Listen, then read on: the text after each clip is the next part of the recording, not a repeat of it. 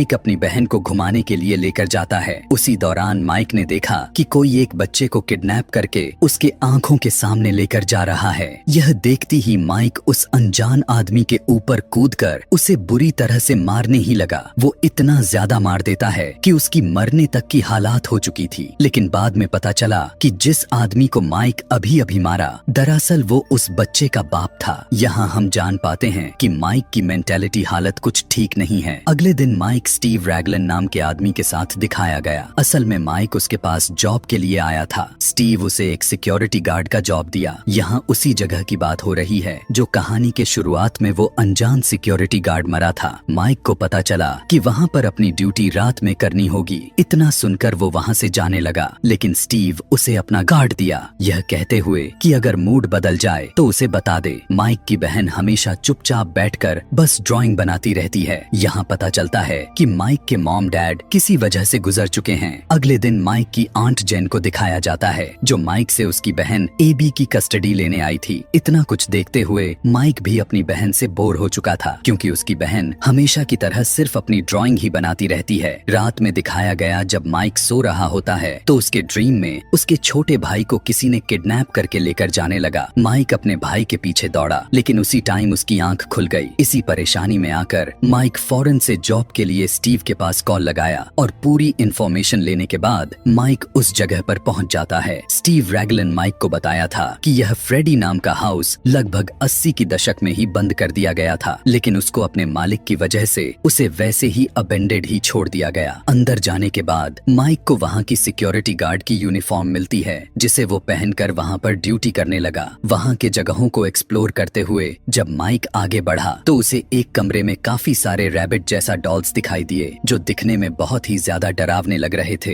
रात के 3 बजे माइक की आंख लग जाती है। उसके सपने में फिर से वही लोग दिखाई दे दिए, जहाँ पर माइक अपने फैमिली के साथ पिकनिक पर गया हुआ है। पिछली बार की तरह फिर से कोई उसके छोटे भाई को किडनैप करके लेकर जाने लगा, लेकिन इस बार 5 बच्चे ठीक उसके सामने आ गए। माइक के बस इतना ही पूछना था कि मेरे भाई के किडनैपर कौन था। अचानक से 5 बच्चे अलग डायरेक्शन में भागने लग गए। उसी में से माइक एक का पीछा करने लग गया, लेकिन तभी अचानक से एक पत्थर में टक्कर लगने की वजह से उसकी आंख खुल जाती है। अगले दिन जैसे ही माइक घर आया तो उसके घर मैक्स नाम की लड़की को देख पाते हैं, जो एक बेबी सिटर थी। दरअसल वो एबी का ख्याल रख रही थी। अगली रात माइक फिर से उसी फ्रेडी हाउस पर ड्यूटी के लिए चला गया। इस बार भी उसकी आंख लग जाती है और फिर से उसके ड्रीम में उसका भाई किडनैप हो जाता है। पिछली बार की तरह फिर से वही 5 बच्चे उसके पास आ जाते हैं, लेकिन इस बार माइक जब गुस्से से पूछा कि मेरे भाई को कौन ले गया, तब बच्चे ठीक उसी टाइम अचानक से भागने लग गए। लेकिन इस बार माइक दौड़कर एक बच्चे को जैसे ही पकड़ा, बच्चा उसके हाथ पर लोहे से वार करके उसे इंजर्ड कर देता है और उसके आंखों से काले खून की आंसू निकलने लग जाते हैं।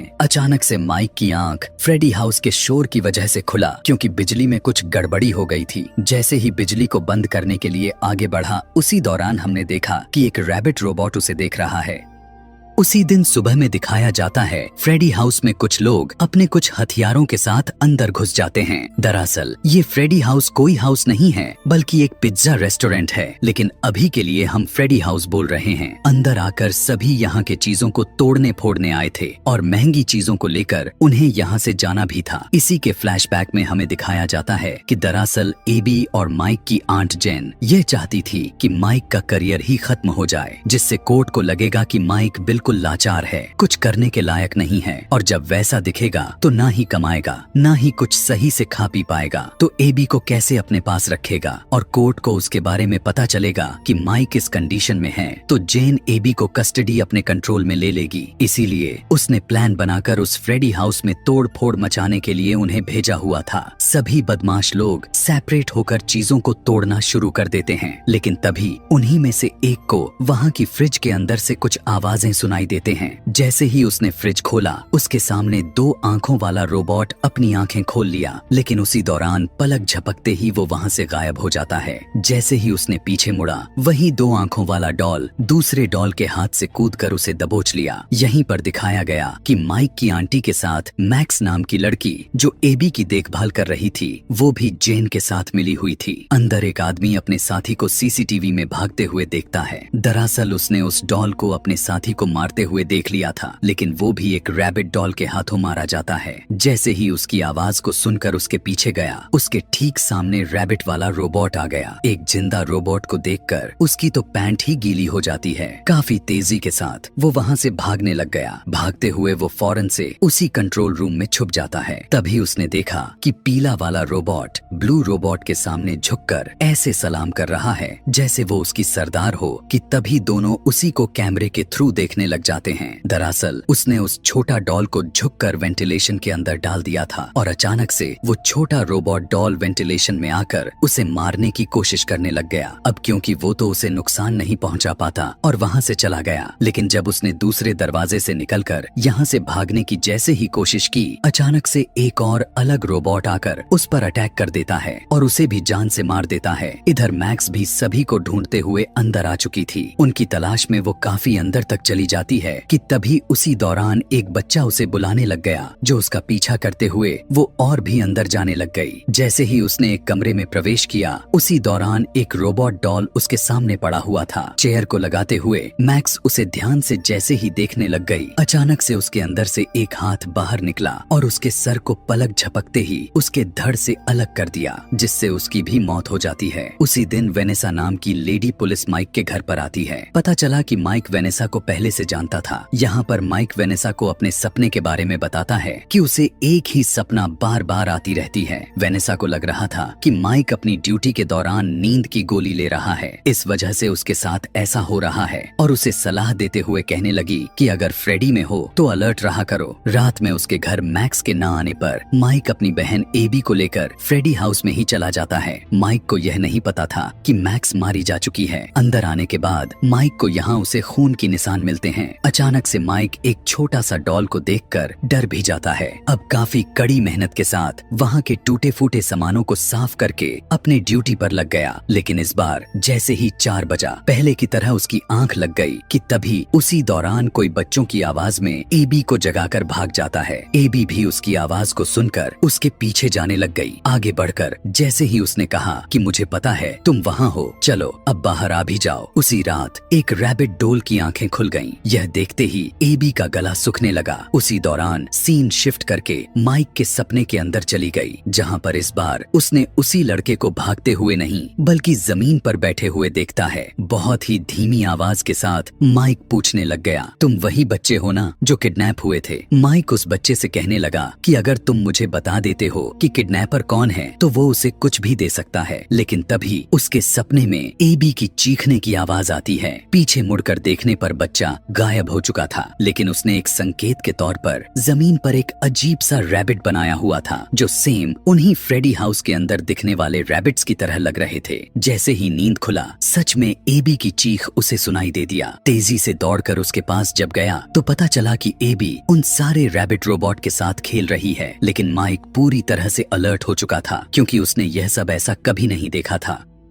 यहाँ पर माइक सभी से मिलकर बाहर से तो खुश दिखाई दे रहा था, लेकिन अंदर से बिल्कुल डरा हुआ था। सबसे अजीब बात तो यह था कि कुछ टाइम पहले ये लोग उन बदमाशों को बहुत ही दर्दनाक तरीके से मारा, लेकिन जब माइक और एबी की बारी आई तो ऐसे खड़े हैं जैसे इनकी काफी अरसे से प्योर रिश्ता हो। खैर, इधर वेनेसा उन्हीं 5 बच्चों को लेकर जो किडनैप हुए थे उसी केस पर काम कर रही थी। जो बच्चे गायब हुए थे वे सारे बच्चे यानी 5 बच्चे वही हैं जो इन रैबिट रोबोट को कंट्रोल कर रहे हैं। सभी रोबोट इनसे ऐसे मिलकर साथ काम कर रहे थे जैसे कोई एक परिवार अपने को पाकर काफी खुश हो गया हो। खैर, उनकी सिलसिला यूं ही चलता जा रहा था। एक दिन माइक अपनी ड्यूटी के दौरान फिर से सो गया और उसके सपने में फिर वही 5 बच्चों के साथ उसके मॉम, डैड और उसका छोटा भाई गैरेट भी था। असल में 5 बच्चों में से लीडर था जिसमें रैबिट बनाकर बताया था। दरअसल वो एबी को अपने साथ मिलाना चाहते थे क्योंकि उसकी मॉम भी ऐसा चाहती है, लेकिन माइक ऐसा करने से मना करने लग गया। एबी के साथ मिलाने का मतलब वे 5 बच्चे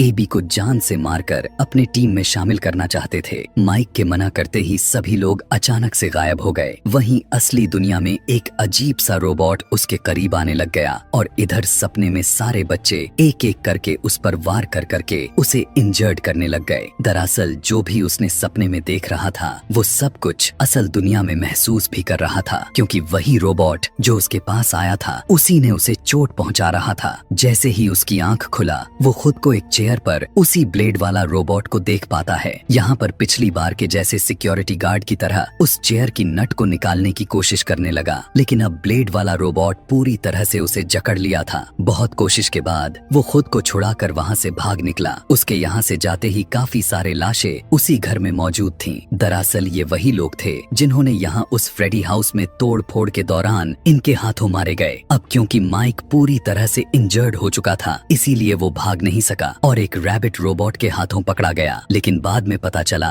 कि वो रोबोट उसे नुकसान पहुंचाने के लिए नहीं आया है। इधर एबी के साथ उसकी आंटी जेन को दिखाया जाता है जो एबी को लेने के लिए आई थी, मगर उसी टाइम ठीक उसके पीछे काले टोपी वाले रैबिट रोबोट को दिखाया गया जिसके अंदर वही लीडर बच्चा था। वो सबसे पहले जेन को जान से मार देता है और एबी को लेकर ऐसे चला गया जैसे उसे कुछ पता ही नहीं चला। यहाँ पर वेनेसा माइक को बताती है कि 80 के दशक में जब वो बच्चे गायब हुए थे तो पुलिस ने पूरा का पूरा फ्रेडी छान मारा था, लेकिन वो उन्हें ढूंढ नहीं पाए। जिसने उन्हें किडनैप किया था वो बहुत ही बुरा आदमी था। वेनेसा कहने लगी वो आदमी नहीं, एक हैवान था। उसे पता था कि उनके माँ बाप उन्हें बचाने के लिए आएंगे, लेकिन वे बचा नहीं सके। उन मशीनों के अंदर सिर्फ बच्चों के भूत ही नहीं हैं, बल्कि शरीर भी मौजूद हैं। इसीलिए तो लीडर बच्चा एबी के पास पहुंचकर उसे लेने चला गया। यहाँ वेनेसा के थ्रू पता चलता है कि वे पांचों बच्चे किसी को चोट नहीं पहुंचाना चाहते, लेकिन वो आदमी ही है जो उन सभी बच्चों को अपने कंट्रोल में कर रखा है, क्योंकि वे बच्चे जो भी कर रहे हैं वे अनजाने में कर रहे हैं। उन्हें यह बिल्कुल भी नहीं पता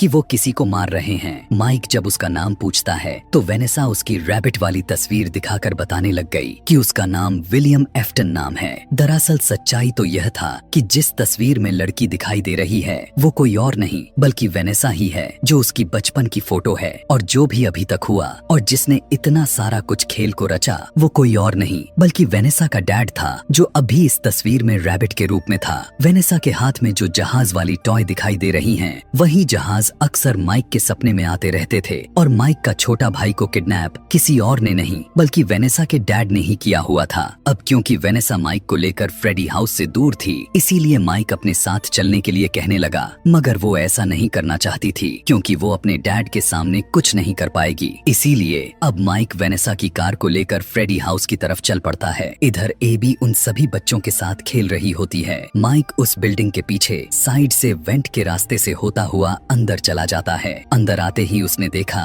कि बच्चे वाले रोबोट्स एबी को अपने साथ लेकर जा रहे हैं।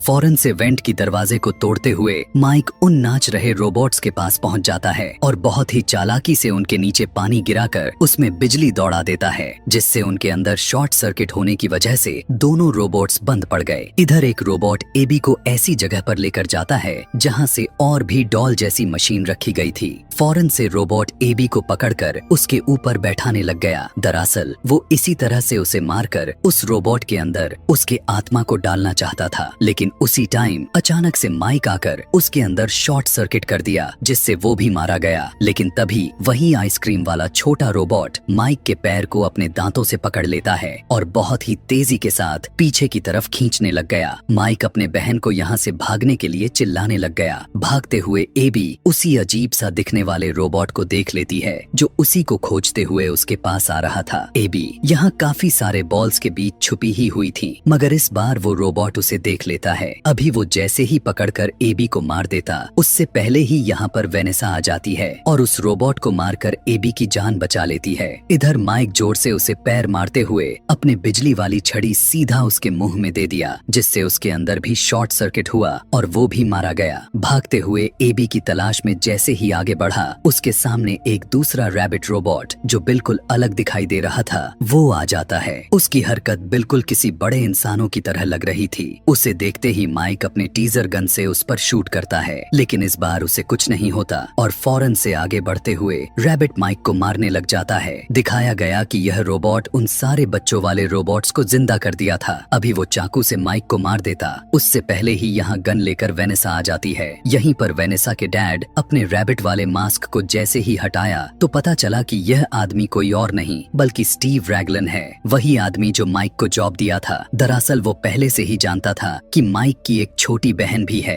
जिसे उन बच्चों के साथ मिलाना है और माइक को पूरी तरह से खत्म कर देना है। इसीलिए उसने यह पूरा षड्यंत्र रचकर माइक को अपना नाम स्टीव रैगलन बताया, जबकि उसका असली नाम तो विलियम एफ्टन था। यहाँ वेनेसा के डैड को यह लग रहा था कि उसकी बेटी अपने डैड पर गोली नहीं चलाएगी, लेकिन वेनेसा बिना कुछ सोचते हुए फायर कर देती है। अब क्योंकि वेनेसा ने माइक को बताया था कि वो एलो रैबिट वही है जो उन 5 बच्चों को कंट्रोल में रखा हुआ है, जबकि वो उन बच्चों के नजरों में एक अच्छा बाप बनकर रहा है। इसीलिए अब एबी उस ड्राइंग को बदलने लग जाती है, लेकिन उससे पहले ही आगे बढ़कर विलियम अपने ही बेटी को नाइफ से उसके पेट में स्टैब कर देता है। इधर जल्दी से एबी ड्राइंग को इस तरह से चेंज करके लगा दिया जैसे वो उस तस्वीर में विलियम एक कातिल के रूप में खड़ा है और वही उन सभी बच्चों को मारा था। सारे बच्चों वाले रैबिट रोबोट्स जब उस तस्वीर को देखते हैं तो उन्हें अपने वो बुरे दिन याद आने लग जाते हैं कि कैसे विलियम ने उन्हें किडनैप करके इन रोबोट में बैठाकर मारा हुआ था। उन सभी के जहन में नफरत और बदला लेने की खून दौड़ने लग जाती है। सभी उसी की तरफ बढ़ने लग गए क्योंकि उस दरिंदे ने जो उनके साथ किया था वो इस टाइम सही से रो भी नहीं सकते थे।